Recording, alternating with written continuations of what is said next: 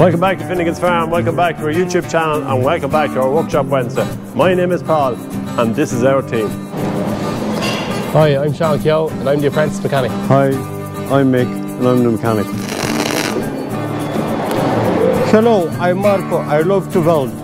This is Bruce, this is Blake, them is two best students. Well, what's the story? I'm Kieran Russell, the apprentice mechanic. Hello, I'm Carl, and I'm the one that has to make these guys look good. Don't forget to like, subscribe to the videos and comment what you want. Just put it in the comments list and we'll get back to you. So in for repair today we have our delivery van, the LDV van. We have two 6910s in there that we have some issues with as well. We have a case Optum.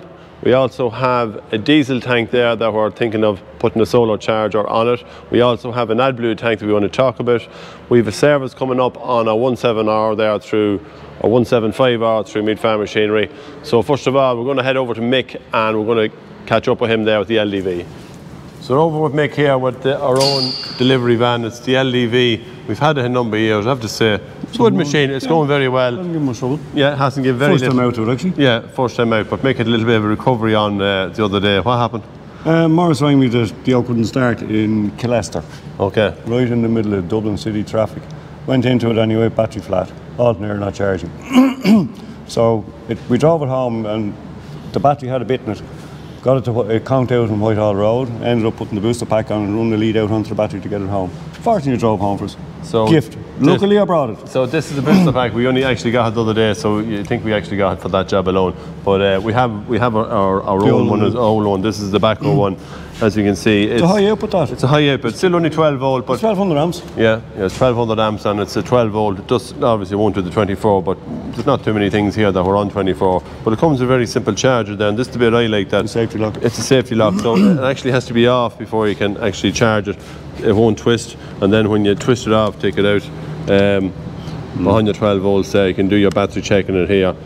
This one, sorry, yeah, battery checking it there. Good long set of leads there. Yeah, and they're heavy. And they're heavy leads. Plus, if your polarity is wrong, it'll alarm. It'll alarm, but then the leads are at the angle as well, which that we find which helps to just to get on in tight ones. Yeah, on some of the ones. So yeah, we picked it up in All Tools Direct there. So thanks to the lads. There's a bit of a special offer on them there. If you go onto their website, you'll see that. And for the output of it, it's not heavy.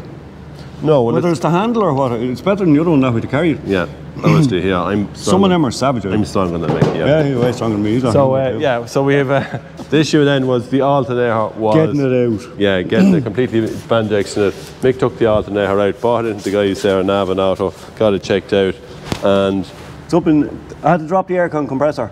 And it's buried up in there. There's a bit more room now when the stuff is out, but when it's in there, it's tight. Yeah, so I'm going to pick it up now and Mick is going to fit it back on and we get her up and running again. Lucky enough, we have the other Iveco van there that's just covered in there for. And the battery on the Iveco was dead flat because it hadn't been running a month or two.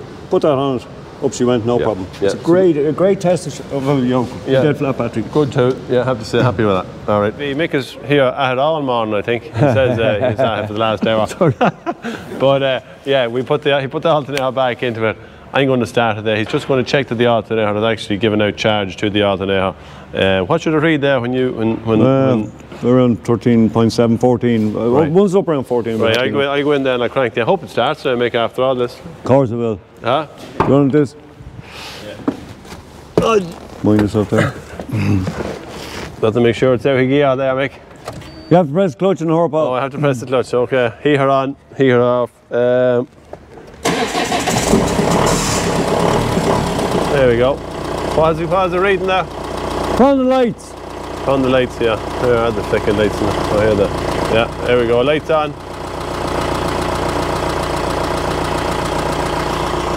Are you happy?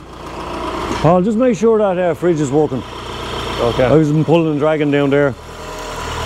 Okay. Turn on. Happy enough there? Yeah, turn on the fridge. Turn on the fridge. Turn on the fridge. How do I turn on? Oh, hold on. Here's the button here on the fridge. So we have a fridge unit here on the back of this. It should bring it down to 3 or 4 degrees. It's at 9 degrees here at the minute. So when the fridge unit cuts in, it will also pull power on the battery as well. So Mick is just checking there that when the fridge does pull in, there's a different sound out of it there anyway, so it seems to be kicking in at that.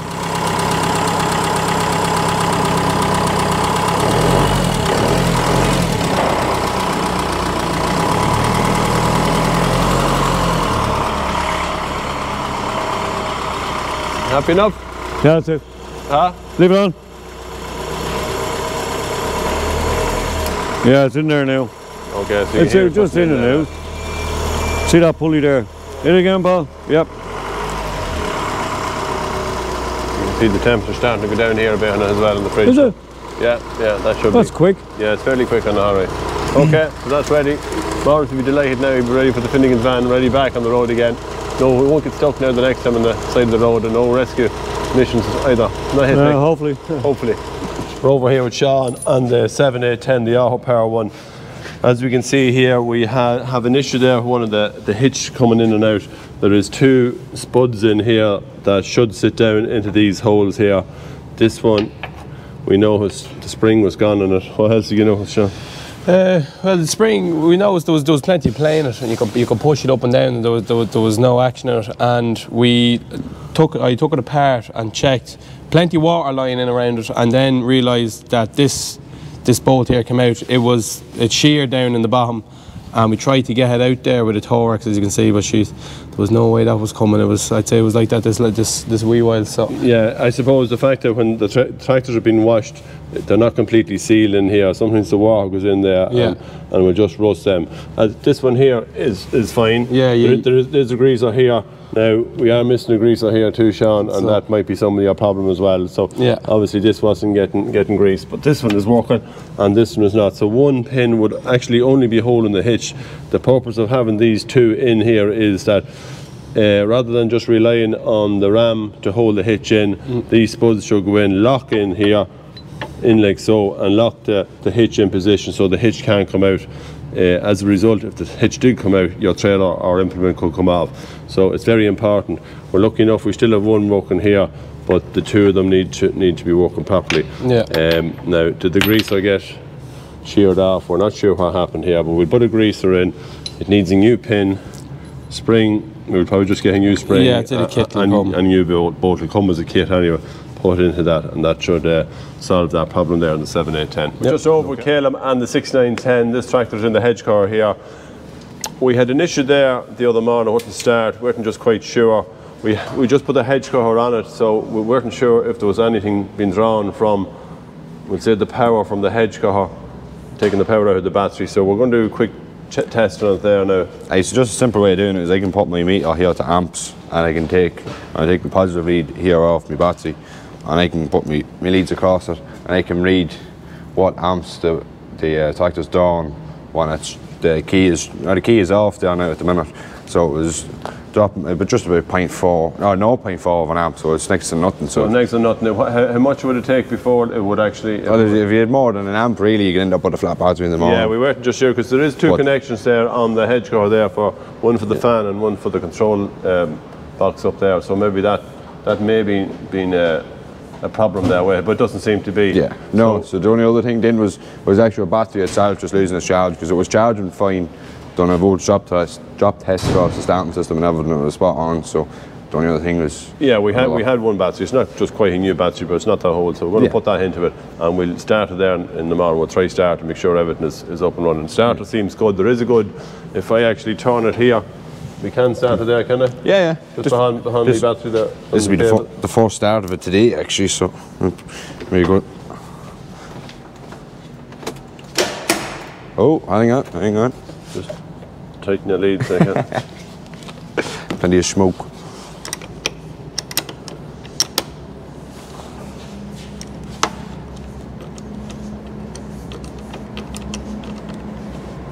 Now. As you can hear there, but it's a fair good whip out at the start. It's always an ear test. Sometimes as good as anything there, where you can hear it turning over fairly quick. So we definitely no issue with the starter. Battery seems good there now. We've no draw on the system there with the hedge core on it, so hopefully that'll be that problem solved. Yeah, that'll be the end of it now. We have our 6910 in here. This is the one that was in the diet feeder. Again, we brought it down, a few little issues there. What did the lads say, Sean? Well, we got a complaint here with the clutch pedal, and I had a similar problem with a clutch pedal previous there, and it's just the bushings are just gone in here, so there's a lot of play there, and you can hear it there sloshing about and forward and back. Snapping over and back there, and it's just not a nice feel to it there, so we're going to have to probably get that pushed out there and get it back in. So that's really it.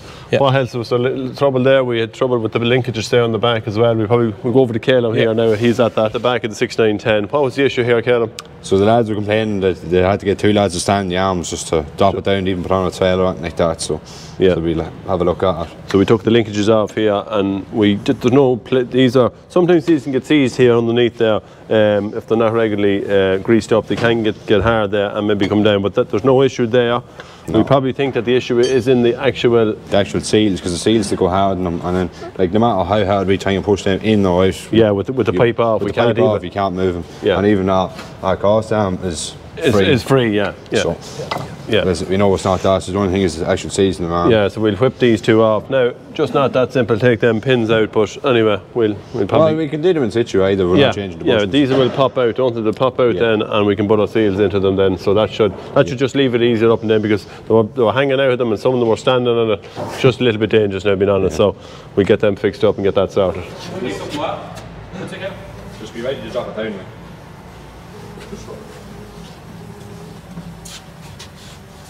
That's a show how much force it takes.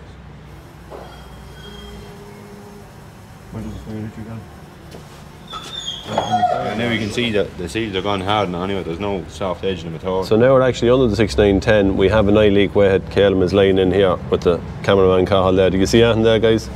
Yeah, so when I look up real high there now, I can see one of the steel pipes off my orbital unit leaking above. Now there last year we did one of them leaking, and we had to just give it the fitting a wee crimp. So look, take the floor out again and have another look, probably most likely in there. Look at another oil leak further forward here of engine oil. But take up look from the wee pans there and have a look. But they're the 2 major leaks that you have to sort out now before it goes again. So generally, the higher up you look, or the further forward you look, is where you'll find your oil leak. So. Yeah, there was quite a bit of a puddle underneath the tractor the other morning, so we just said, look, bring it in. We took one of the other 6910s and we swapped it across, and we gave it to them then, and just we get these few jobs done on this one when we have it in. So here we have our AdBlue tank. It's a Fortis 200 litre AdBlue tank. Again, very much similar to the 400 litre tank that we have with the diesel. A little bit smaller, obviously, but it comes there with the pump there, with the AdBlue pump. Again, the auto nozzle. Simple enough lead on it there. Just still very handy. I suppose AdBlue now is the thing that's, well, it's getting very, apart from getting very expensive, it's getting very scarce. So we wanted to put this in with one of the diesel tanks there. So we'd just like to thank the lads down in Rotec.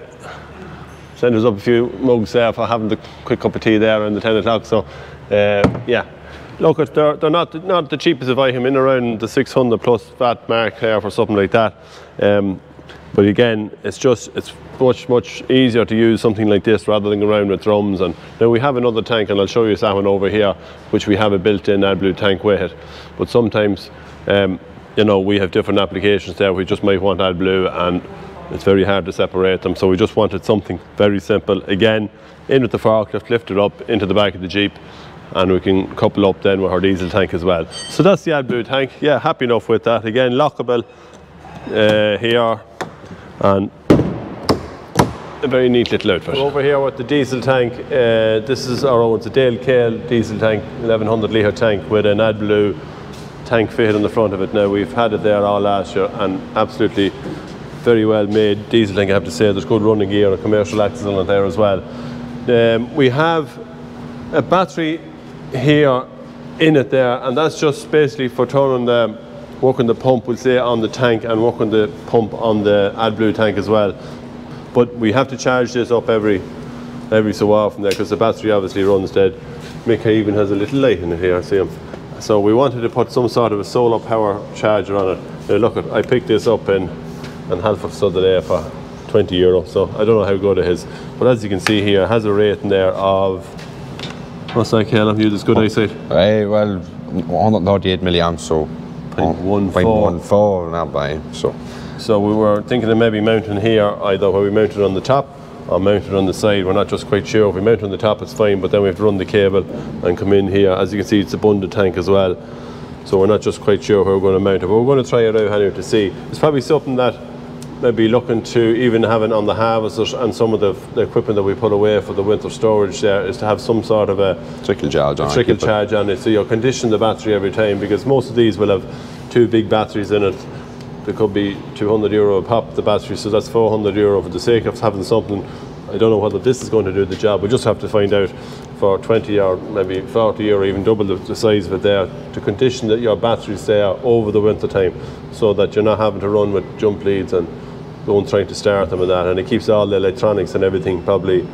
Yeah, it's important for the service and the life of the battery too, because yeah, when the battery runs flat and you just have one of the issues. Yeah, once you get a battery running flat, sometimes it's very hard to get it back up and get it back to its probably its previous condition. So we're going to try. Yeah, we're definitely going to try the solar charger on it to see.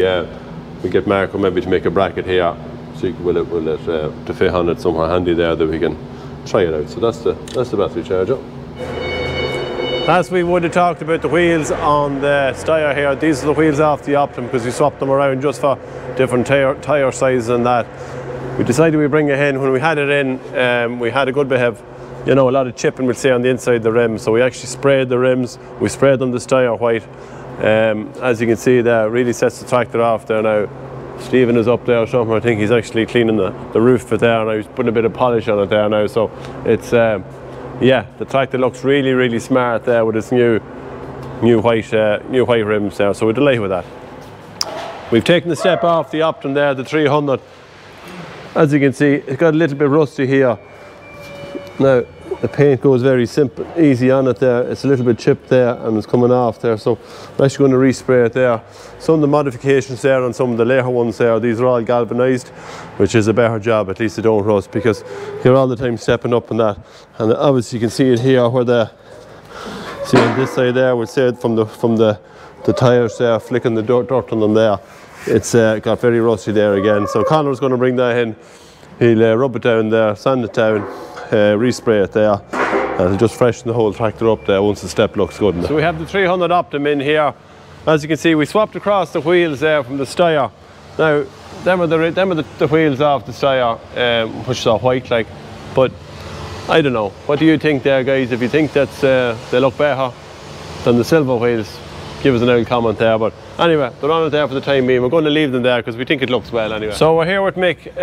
We had an issue there where we had not starting. Well, I'm not saying not starting. It was very lazy some mornings there. Now we have tried a few of them there on those frosty mornings, and it's always a good test to make sure to see where your battery is. Most of them will start, but once temperatures go below 0 degrees, it can be very hard to start. So this one was a little bit lazy. We had a good battery, new battery. We checked the starter, but we found another problem, Mick, didn't we? Yeah, we rang Brendan in Middleout, and he said maybe check the isolator. This one has an electronic isolator on the plus side. What I did was I did a voltage drop test from pole of the battery to the starter solenoid. And I was getting, the tractor was warm, I was getting 1.7 volts, which is very high. Right? But we traced it back to in here. You have an electronic isolator there, and I have a picture. Those terminals were filthy. I cleaned them up, did a voltage drop test then again, and I'm down to 0.5 volt, which is acceptable. Yeah. So I'm actually going to hop back in. Now we also have the steps out of it here, so I don't know how I'm going to get into the tractor there. You wouldn't see this on the Olympics, guys. Anyway, we have a good tyre.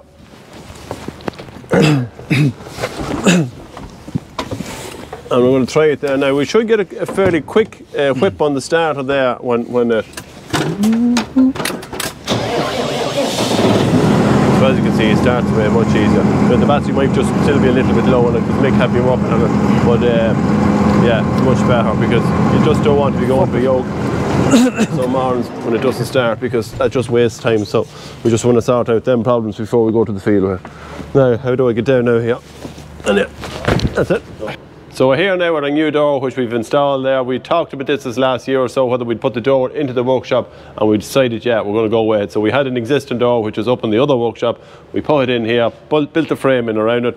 Marco would have welded it, put it together. George, the electrician, came in, put all our sockets and bits and pieces here that we need to, let's say, turn on the lights when we come in. Very simple now, because now we don't have to open the big doors, and it's easier to get in and out there for the guys, even bringing the aisles in and out. So it's extremely handy there.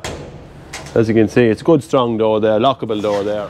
The door also came at a perfect time, because Sean Keogh was on his last day here on Workshop Wednesday. He's back down to college there for 20 weeks, is that, Sean? End of July there, going to do what Caelan did, but only better.